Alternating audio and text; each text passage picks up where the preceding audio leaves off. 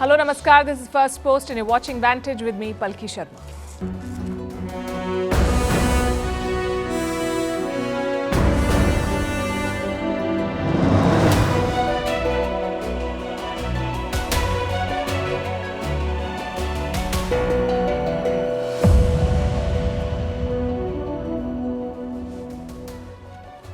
India's External Affairs Minister S. Jaishankar is in the US and he's calling out Canada, slamming their support to Khalistani terrorists and accusing Canada of interfering in India's politics.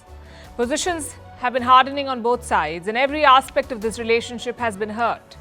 Tonight, we look at trade again. Given the latest developments and trends, is a trade war in the making? And what will it look like?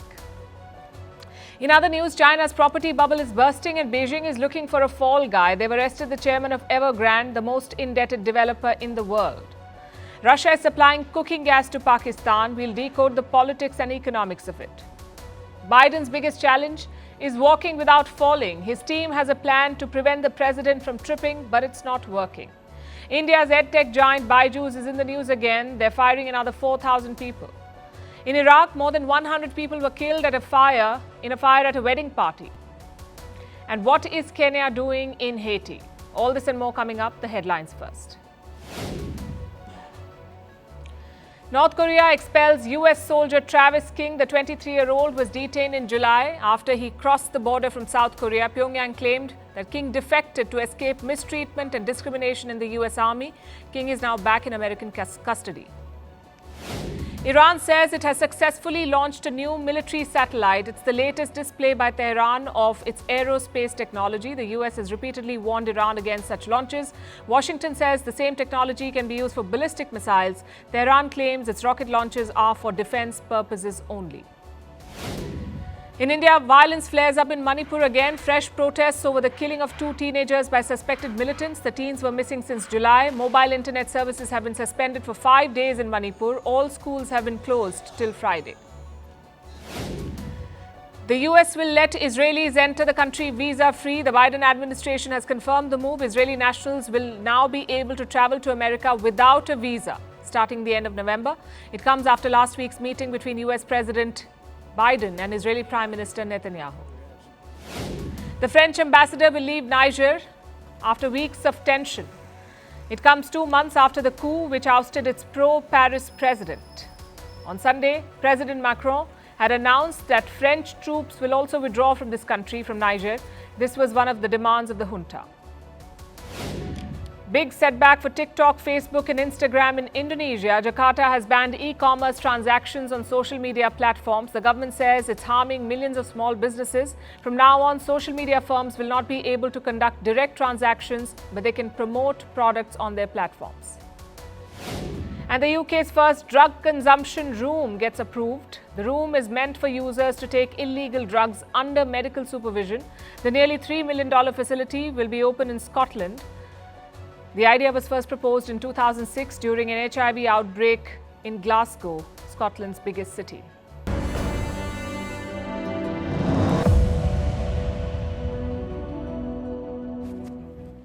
Trudeau versus India. It's a story that is writing itself. Every day we see an escalation. Canada's defense of Khalistani terror, India's firm rejection of Trudeau's charges and his politics. This has now reached global forums. It was brought up at the United Nations General Assembly. India's External Affairs Minister S. Jaishankar addressed world leaders. He said political convenience must not determine responses to terrorism. Without naming Canada, he called them out. Later in the day, he spoke at another event on the sidelines, and this time he was far more direct. Listen to this. Our concern is that, it's really been very permissive because of political reasons. And, a lot of this is often justified as saying, well, that's how democracies work. Classic Jaishankar does not mince his words, his tone is even and his message unambiguous. He said Canada is harboring extremists because it suits their politics. And it is this politics that is driving Canada's agenda, not any commitment to democratic values. It's unfortunate that this has to be said over and over again because Justin Trudeau's motivations are quite obvious. A textbook example of vote bank politics and justifying terrorism as freedom of expression. It's been more than a week since he spoke in Parliament. What has followed is more accusations and selective leaks. No proof, though. What is Trudeau's biggest charge against India? That there's an Indian hand in the killing of a Khalistani terrorist in Canada. Trudeau says his allegations are credible and India must cooperate in the probe. Does that mean India is not cooperating? At least that seems to be the implication. Well, here is India's response. We told the Canadians saying that, look, if you have something specific, if you have something relevant, let us know. We are open to looking at it. If you have something specific or relevant, show us. It sounds like a fair argument. If Canada does have these so-called credible inputs, why is it shy of sharing them? The killing happened in the month of June. Khalistani terrorist Hardeep Singh Nijjar was shot dead in Canada. India calls him a designated terrorist. Canada calls him a plumber, a citizen and a Sikh activist. He was killed in June. 3 months later, Prime Minister Justin Trudeau raised his death, and that too in the Canadian Parliament. Must have been a high-profile plumber. Trudeau accused India of ordering the hit. India called the charge absurd. You know what else is absurd? Ottawa's charge of foreign interference, and this predates the current diplomatic dispute. Canada raised this in June. Trudeau's national security advisor issued a statement. Her name is Jodie Thomas. She was at a conference, and this is what she said, and I'm quoting, India is among the top sources of foreign interference in Canada. India is among the top sources of foreign interference in Canada. Jaishankar has spoken about this too. He said Canada is the one that interferes in Indian politics. So we have a situation where actually our diplomats are threatened, our consulates have been attacked, and often comments are made about, there's interference in our politics. He's talking about Khalistani terrorists. They want to break up India, and Canada is harboring and shielding them. Khalistanis have launched campaigns against India and its political leadership. They're targeting Indian missions and temples. Why is Canada supporting them? Is the Trudeau government a friend of Khalistanis? One of his ministers was asked this question. He rejected the charge, and this was last week. Now India has weighed in. We have actually been badgering the Canadians. We have given them a lot of information about organized crime leadership, which operates out of Canada. There are a large number of extradition requests. There are terrorist leaders who have been identified. Intelligence, information, extradition requests, India has given all of this, but Ottawa refuses to act.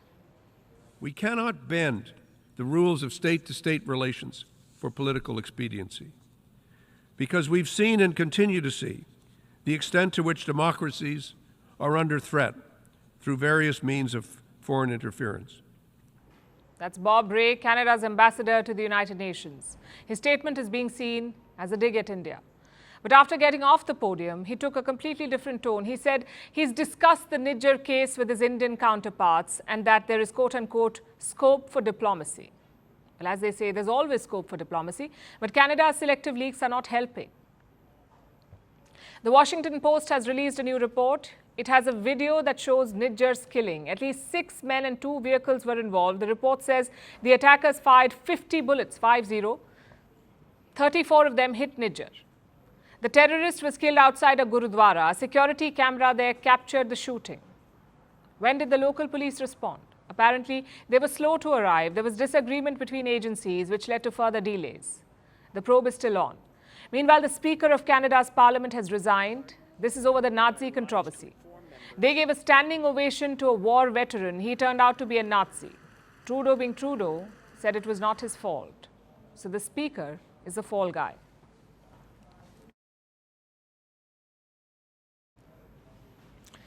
So there is no sign of resolution. Chances are this will get worse before it gets better. And what will that look like? We have seen diplomats being expelled. We've seen visa applications being suspended, which makes you wonder, what's next? Could India and Canada weaponize trade now? Perhaps wage a trade war? Right now, there are no indications of that happening. Neither government has tried to restrict bilateral trade, but there are some changes. For instance, the import of lentils from Canada is slowing, and this could be worrying because India buys a lot of lentils from Canada. It makes up more than 50% of our imports. Last year, that was worth around $370 million. And this year, the trade was going well until July. It was up around 420% from last year, a 420% jump. But since Trudeau's comments, things are shaky. Import offers from India have fallen by 6%. Indian buyers are looking at other sources like Australia. Some say the government could consider trade restrictions, and if that happens, how will it affect Indians? Well, lentils are a staple in this part of the world. We use them to make dal. So import restrictions will affect prices. It's very simple logic. You're curbing imports from your largest source of lentils, so lentil prices will increase, and that will worry the Indian government. Food prices are already up 11% in India. Trade restrictions could push them higher. Having said that, Canada too will feel the pinch. Their farmers produce 1.5 million tons of lentils. And how much of that does India buy? Around 1/3. So if New Delhi stops buying, Canadian farmers will lose out. Again, it's simple logic, less demand, lower price. So going forward, keep an eye out for lentil prices. There are no indications of any restrictions yet, but if this controversy escalates, who knows? We can't rule out a spillover on trade, which raises an important question. What will an India-Canada trade war look like? What is at stake here? At first glance, the pie is pretty small. Bilateral trade is worth around $8 billion. That's less than 1% of India's total trade. Same with foreign investments.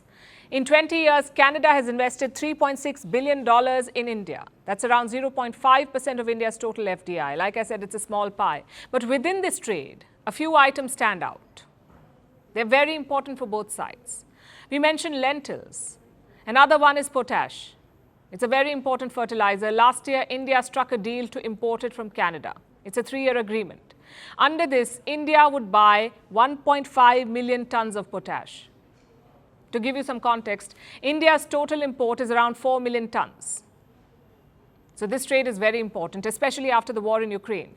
Russia and Belarus used to be the top suppliers to India, but that supply is now shaky. And what about India's exports to Canada? These are the top 5 items: pharma products, gems and jewelry, iron and steel, electricals, and organic chemicals. There is one item missing from this list, though, arguably more important than all of this, and that's human resource. Immigrants are the backbone of Canada's labour market. They make up 90% of the job growth, 90%. In other words, if 100 jobs are created, 90 of them are done by immigrants. And within that, Indians are the largest group. Around 20% of Canada's immigrants are from India, same with students. Indian students make up 28% of all foreign students in Canada. It's a big industry there. Students bring in $16 billion to Canada. They make up 1.3% of Canada's GDP. So the commercial exchanges may not be huge, but the constituents are important, like immigrants and students for Canada and lentils and potash for India. Both countries had realized this potential, hence the talks for a free trade agreement. India has now called off those talks. And New Delhi's argument is quite simple. Terror and trade cannot go hand in hand. It's an argument that India uses with Pakistan too. Such political standoffs inevitably affect trade relations. Governments may not publicly announce restrictions or bans, but traders will look elsewhere. They will look for safer options. Same with students. New Delhi has issued an advisory for Indians in Canada. There are security concerns, and it could force a rethink in many Indian families. Of course, this is all theoretical at this point. What actually happens depends on the political leadership, especially in Canada. They can opt for mature diplomacy, or they can escalate and cause a spillover. The signs so far have not been good.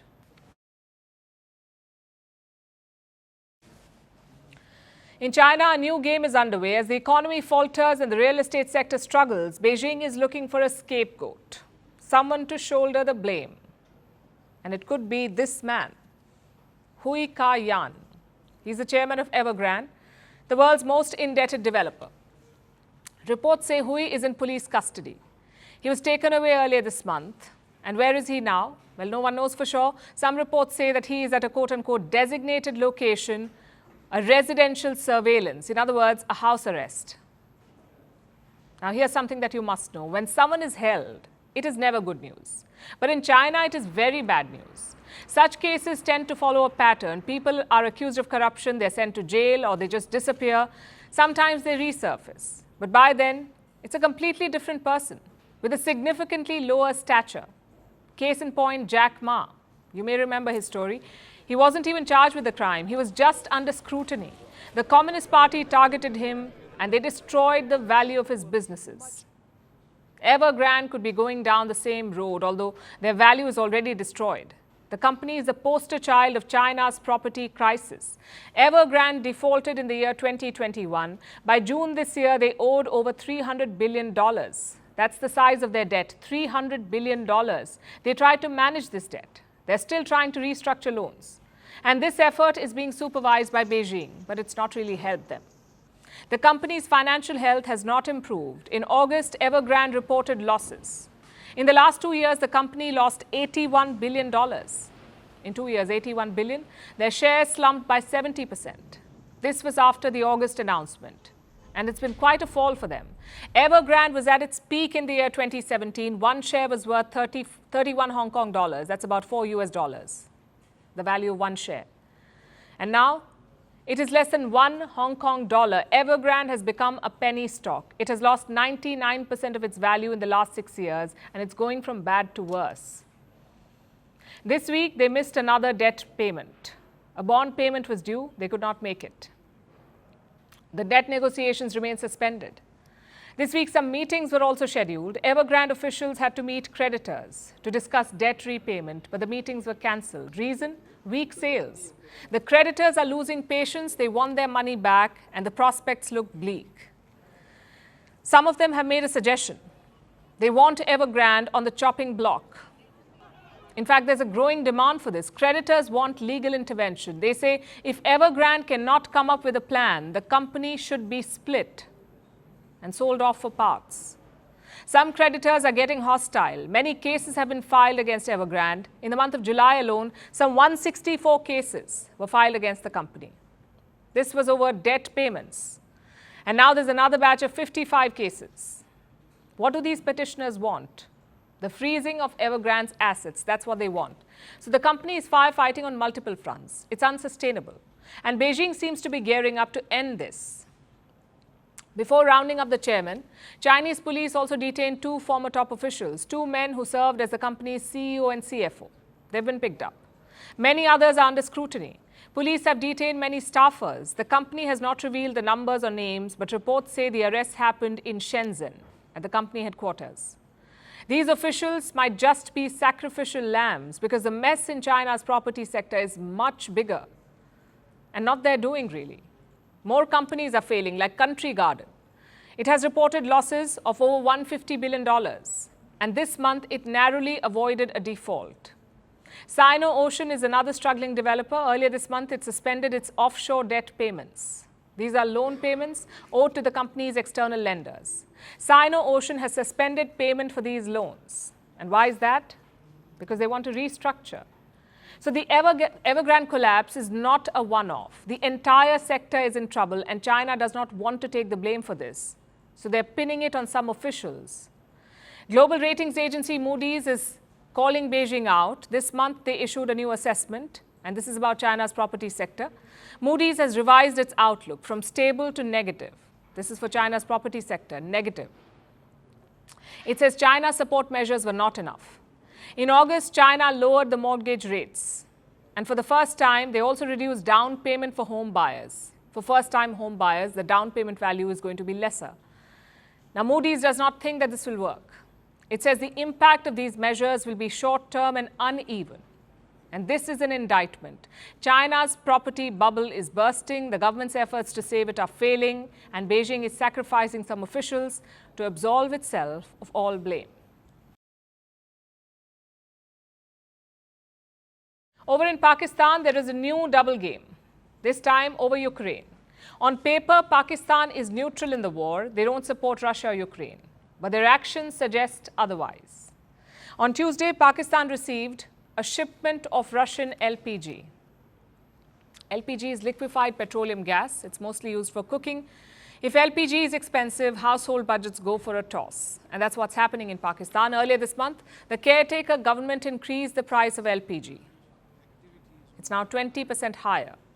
So Pakistan needs cheaper energy shipments. Enter Russia. Discounted Russian energy could solve Pakistan's problem. They've already imported one shipment of Russian crude oil. This LPG is the second shipment. Reports say talks are underway for yet another one. Now let's look at three basic questions about this trade. Number one, how much LPG has Russia delivered? Around 100,000 metric tons. How much does Pakistan use every year? Around 1.8 million tons. So just a fraction of the demand. Question number two, how did the shipment reach Pakistan? Through an Iranian corridor. You see, most Western shipping agencies have cut off ties with Russia, only shady ones remain. The Russian embassy, in fact, thanked Iran for helping with the delivery. And finally, question number three, how did Pakistan pay for this? With Chinese currency. The exact amount has not been revealed, but Russia has been accepting the yuan recently. So that's the economics of it. What about the politics? By buying Russian energy, Pakistan is playing a double game. You may be wondering why. After all, even India buys Russian energy. How is this any different? Because Pakistan is also giving weapons to Ukraine. Islamabad denies this allegation, but multiple reports have nailed their role. Tanks and ammunition have been sent from Pakistan to Ukraine. We've reported this in the past. Some reports also say it was a barter. Pakistan sent weapons, and in return, the US approved their IMF bailout. Do you know what's strange about this equation? Russia's silence. They have blasted Western countries for arming Ukraine, but on Pakistan, they are silent. This year marked 75 years of diplomatic relations between Islamabad and Moscow. Foreign Minister Sergei Lavrov had a special message for Pakistan. Listen to how he ended that message.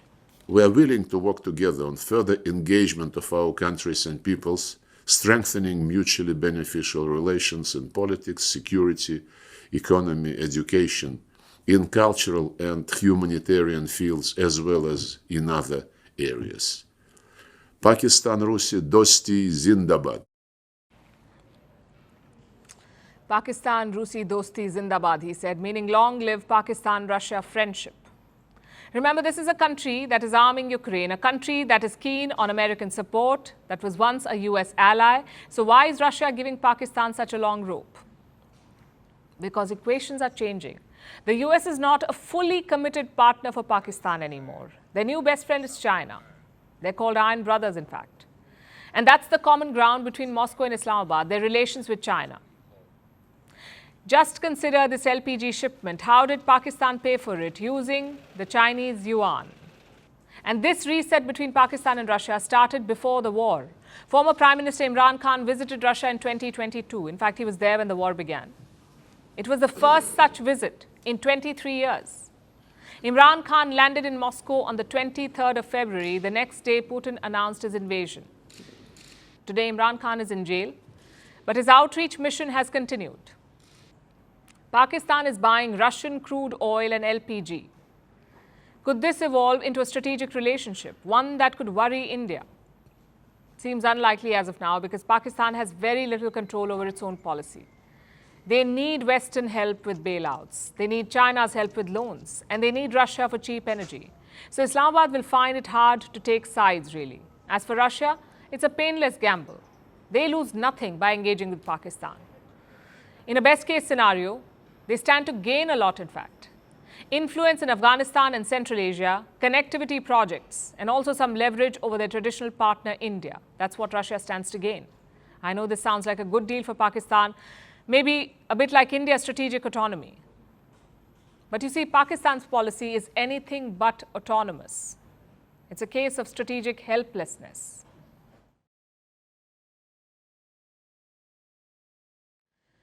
Not just countries, many companies are also going through the same phase of helplessness. One of them is Byju's, the Indian edtech company based in Bengaluru.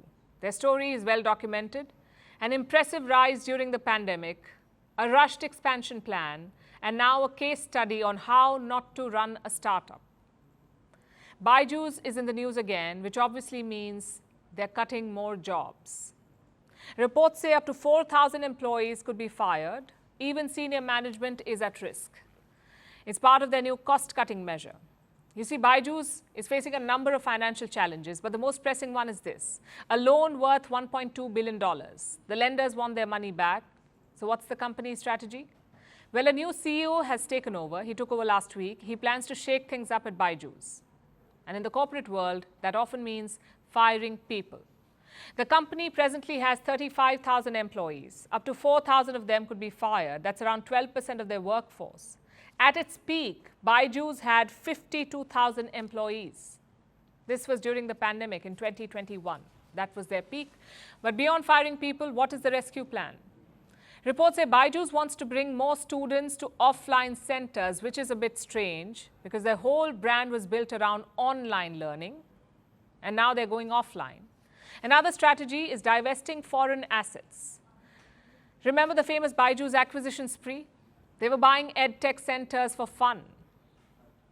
Well, that has backfired. The company is now looking to sell off foreign assets, like Epic, which was acquired for $500 million, and Great Learning, which was bought for some $600 million.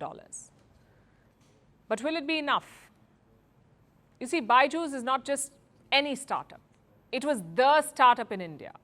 Its founder, Baiju Ravindran, had rock star popularity. And now, he's accused of financial mismanagement. Byju's has lost 75% of its value since last year. Thousands of employees have been fired. They're also facing lawsuits in the US. One of them details an interesting revelation. Last year, Byju's transferred $500 million to a US hedge fund. It was called Camshaft Capital. Their address doesn't have a hedge fund office, though. It's a pancake shop. So the lawsuit claims Byju's hid the money there. And such stories can be damning. They don't just hurt Byju's, they hurt the image of India's startup industry. Dream11 is a similar case. Chances are you've heard about this company. It's an online fantasy league for sports. You make a team, you pay some money, and if your picks were good, you win big. Basically, it's betting with some skill involved. In 2019, Dream11 became a unicorn. Its valuation hit $1 billion. Today, the company sponsors the Indian cricket team's jersey, probably the most coveted marketing real estate. But this week, Dream11 got a notice. It was accused of evading taxes. And how much money are we talking about? 40,000 crore rupees. It's the largest claim in India's indirect taxation history, 40,000 crores of tax evasion. Dream11 has disputed this. They filed a lawsuit in the Mumbai High Court. So what's the deal here? Dream11 says it should pay tax on what it charges customers, basically their fees. The government says the total gaming revenue should be taxed, and that too at 28%. It's now up to the court to decide. But legalities aside, there's a story here, both with Byju's and Dream11. These were supposed to be India's success stories, the big shiny unicorns. And now look at them. One is struggling to repay loans, the other is accused of tax evasion. These reports are coming at a bad time for the startup industry, not just in India, but all over the world. This quarter was especially bad. Indian startups received $1.5 billion this quarter. That's a 5-year low. And despite that, India is actually one of the bright spots. A recent survey looked at startups which received more than $50 million in funding, and India ranked 4th on their list. Only the US, China, and the UK ranked above India. So the backdrop is a delicate one. There is a global investment winter, but India is somehow beating the trend. And in that context, such headlines can be counterproductive. They can scare investors away. Having said that, it's also an opportunity, a chance to show financial resilience, a chance to make things right, and to hold people accountable. Investors look at these attributes too. So this period of trouble is a litmus test for Indian startups. The brave will survive, the others won't.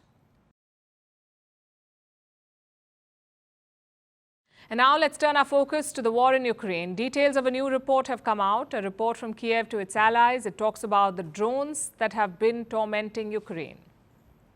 Iran's Shahid kamikaze drones. Russia fires them, and it has used these drones extensively against Ukraine, often to devastating effect.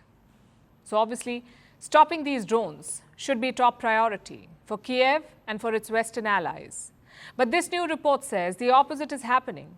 Instead of stopping the drones from Russia, the West is helping make more. You see, Iran has been bypassing sanctions. It has been getting its hands on Western technology, and it's using it to build these Shahids. So despite the best efforts, the West has become Iran's unwilling accomplice. Here's a report.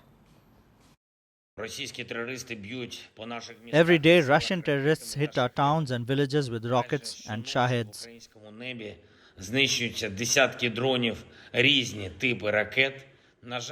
That was from Ukrainian President Volodymyr Zelensky's war update last night. He specifically mentioned the Shahids, Iranian kamikaze drones.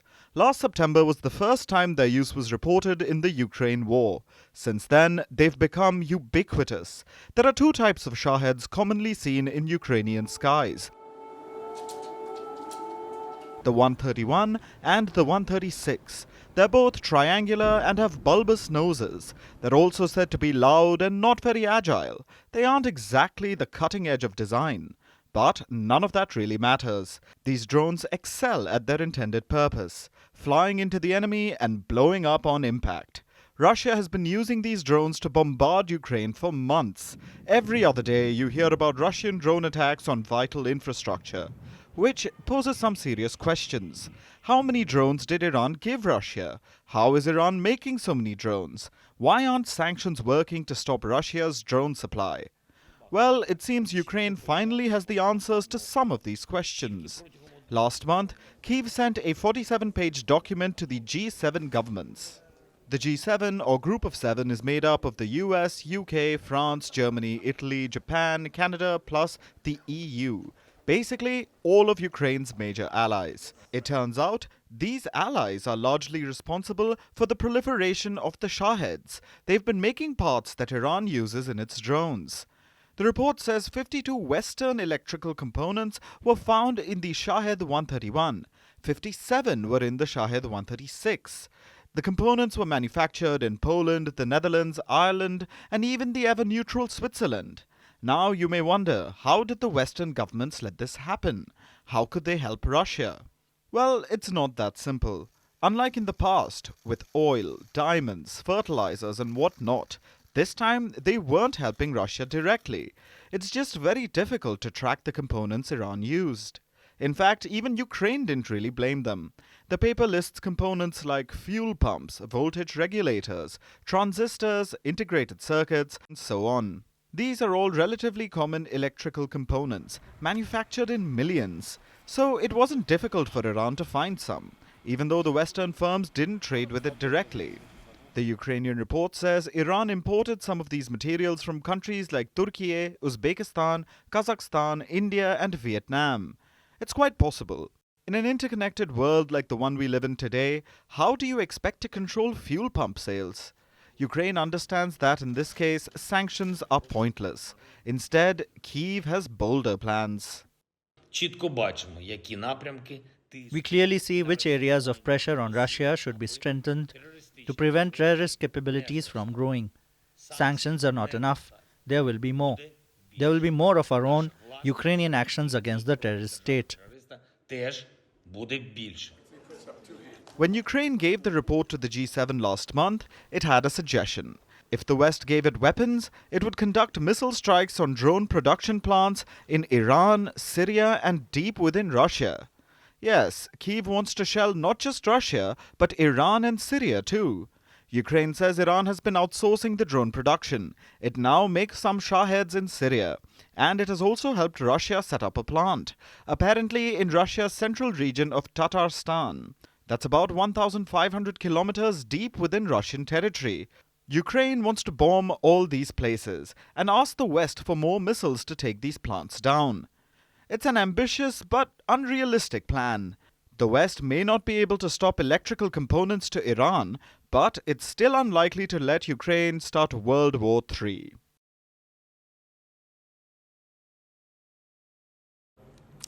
Being the president of a country is a delicate balancing act. Being the president of the United States of America, even more so. Ask Joe Biden. He tiptoes through diplomatic minefields every day. He walks the tightrope of domestic policy. We can't say if he does a very good job of that. But when it comes to walking on solid, hard ground, he is obviously bad. The US president is often caught tripping or stumbling.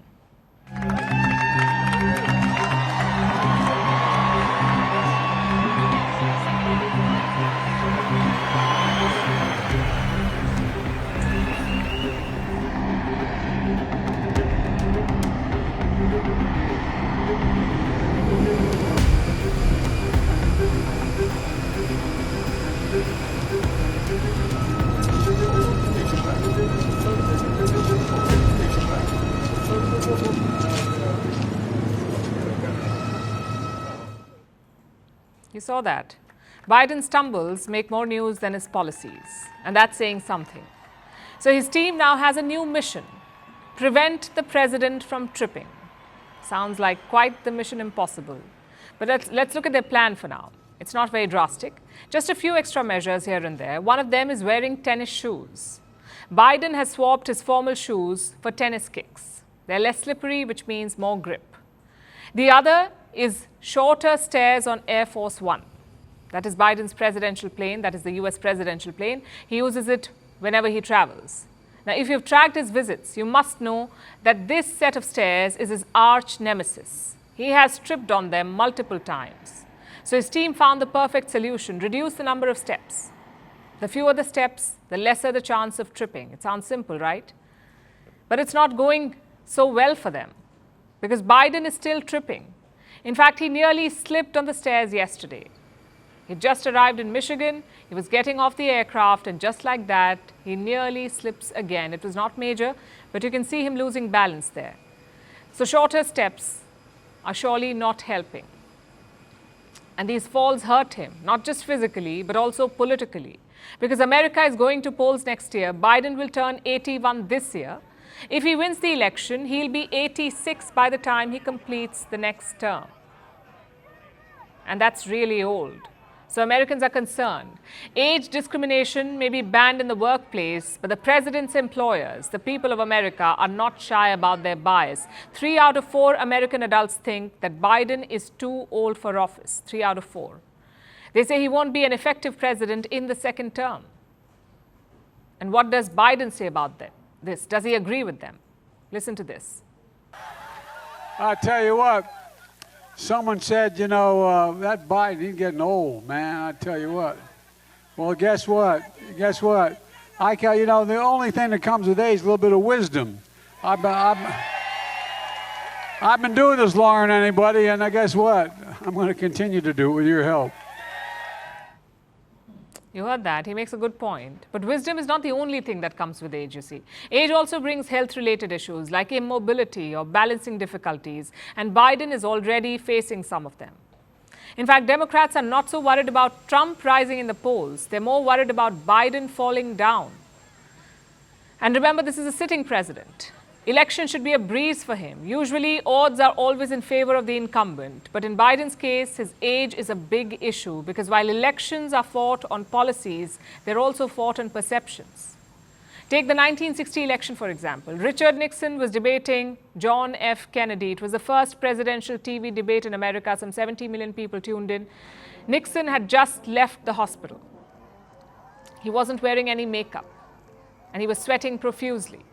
Kennedy, on the other hand, was charismatic. I'm sure what they said also influenced their voters, but most experts say Nixon's sweat cost him the polls. Kennedy won that election. A similar scene played out in 1996. Republican Bob Dale was against Democrat Bill Clinton. Dale was 73 years old. He'd had a terrible fall ahead of the elections. He fell off the campaign platform, and the picture of him falling went viral. Clinton, on the other hand, was energetic and younger. He won. Long story short, appearances do matter in elections. The only saving grace for Biden is that his top opponent is not exactly spring chicken. If Biden is old, so is Donald Trump. He's 77 years old. If he wins, he'll be 82 by the time he completes his second term. And guess what? Half of US adults say Trump too is too old for office. Basically, America has no choice. It must pick one of these two old white men. And it must grapple with that age-old question. How old is too old to become the President of the United States?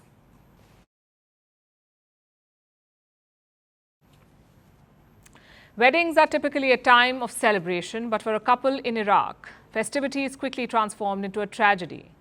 Last night, a fire swept through a wedding hall.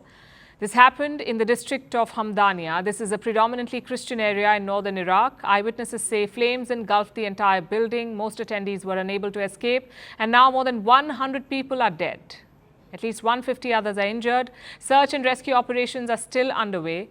Prime Minister Mohammed Shia al-Sudani has called for an investigation. What caused the fire and how are people coping with this loss? Here's a report. At least 100 people dead, over 150 injured, rubble everywhere. Filled with charred furniture, stray shoes and burned mobile phones. But that's not all. A sense of disbelief overpowers the grief. No one had expected a loss like this, especially during a celebration. Last night, a newlywed couple was dancing at their wedding party. It was being held at a party hall in the district of Hamdania, a predominantly Christian area in northern Iraq. That's when flares were fired towards the ceiling to celebrate the joyous occasion. It's a wedding tradition, though flares are supposed to be used outside. And that's when it happened. A voluminous bunting on the ceiling caught fire, and the flames spread rapidly. Chaos ensued. Electricity went out immediately. No one knows why. People didn't know where to go. They started bumping into furniture and falling on the ground. Meanwhile, the fire moved with astonishing speed. The hall was packed with over 1,000 people, and only some were able to escape. We were at the wedding party during the fire. My mother-in-law fell over.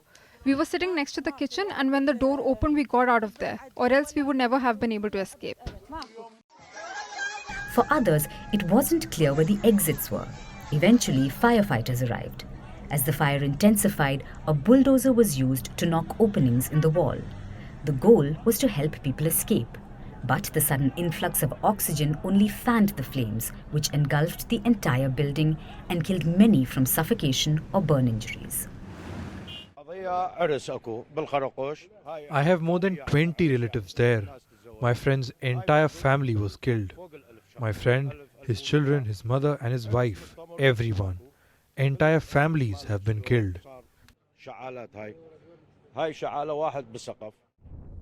Search and rescue operations are underway. Officials say the death toll is likely to rise. The Iraqi Red Crescent says nearly 450 people are dead, but there's no clarity. The Iraqi government has issued a 3-day national mourning period. Prime Minister Mohammed Shia al-Sudani has called for an investigation. While officials take stock of the situation, the country copes with not only grief, but also anger.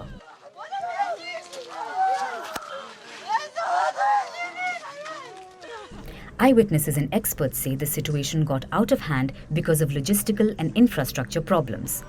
The use of flares could be the main reason behind the flames. But that's not all. There's speculation that illegal flammable materials were used in the building. They contributed to the rapid spread of the blaze. Some say had there not been a power outage, more people could have gotten out safely. On top of this, when firefighters rushed to the scene, onlookers said their hoses did not work at first. So, who is responsible for this tragedy? For this negligence that cut short so many lives? While we wait for the investigation to find the answers, the lives of so many have been changed forever.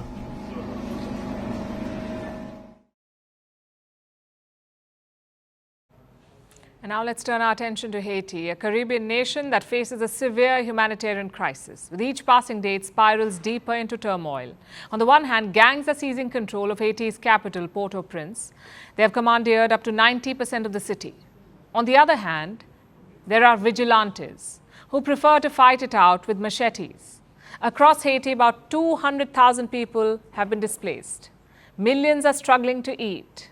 About a year ago, the country issued a plea. It urged foreign troops to intervene. And guess who stepped up? Kenya.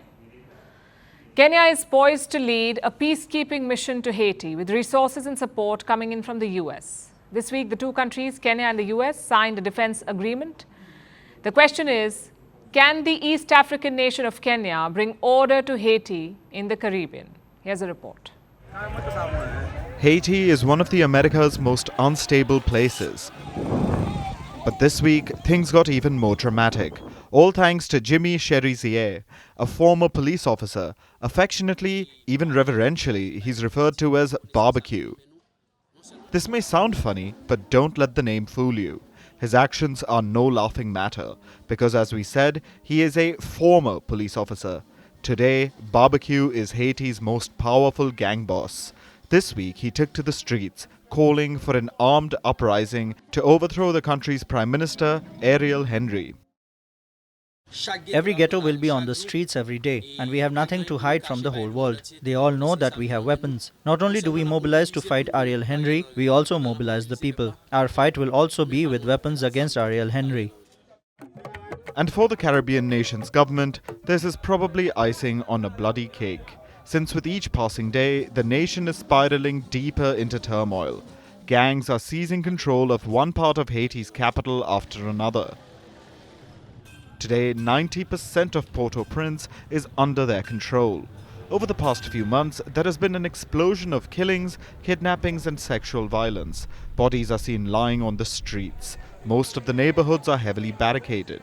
Gang checkpoints regularly block food supply. Now, millions are struggling to eat, and over 200,000 people are displaced. The Haitian government has not been successful in curbing the gangs, so a citizen-led vigilante movement has been born. It claims to protect the people, while vigilantes run amok with machetes in hand, quite literally. The crisis is only intensifying, so about a year ago, the country's fragile government issued a desperate plea. It urged foreign troops to step in and help. Guess who volunteered to help? An East African nation, Kenya. If Kenya does step in, it would be the first time an African nation leads a mission in one of the America's conflict-ridden places. Kenya has pledged to send 1,000 security officers to Haiti. Their main goal would be to combat gang violence. Currently, the mission is pending the UN's formal approval, but things are in motion. It has received support from the US. This week, Kenya and the US signed a defense agreement. The United States stands ready to support that mission by providing robust financial and logistical assistance. And we intend to work with the United States Congress to provide up to $100 million in support.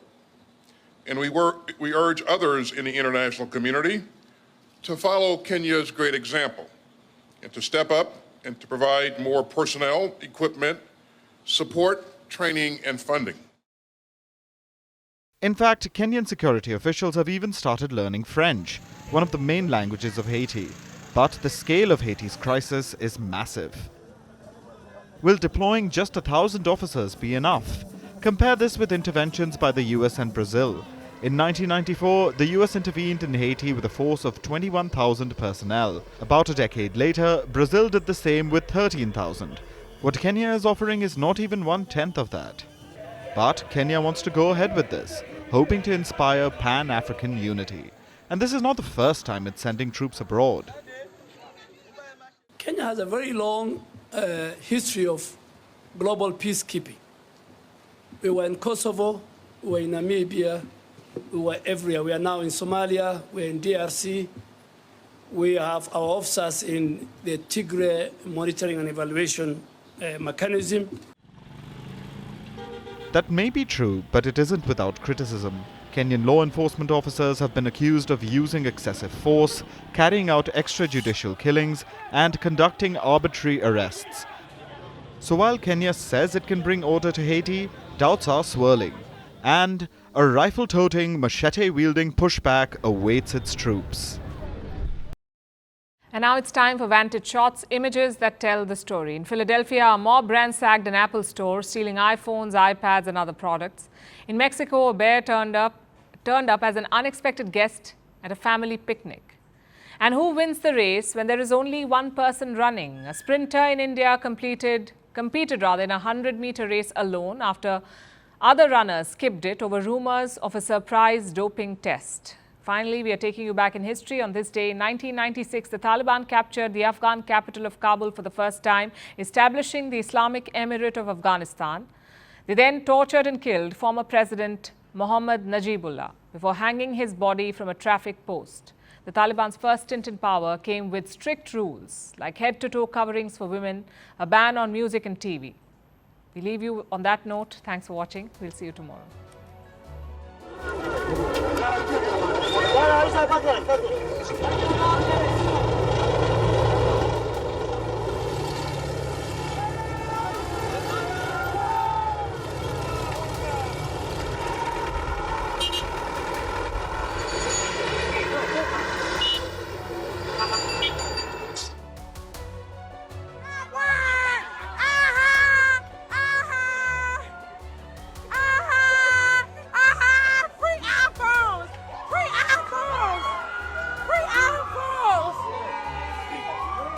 Security running. Oh shit, what's up?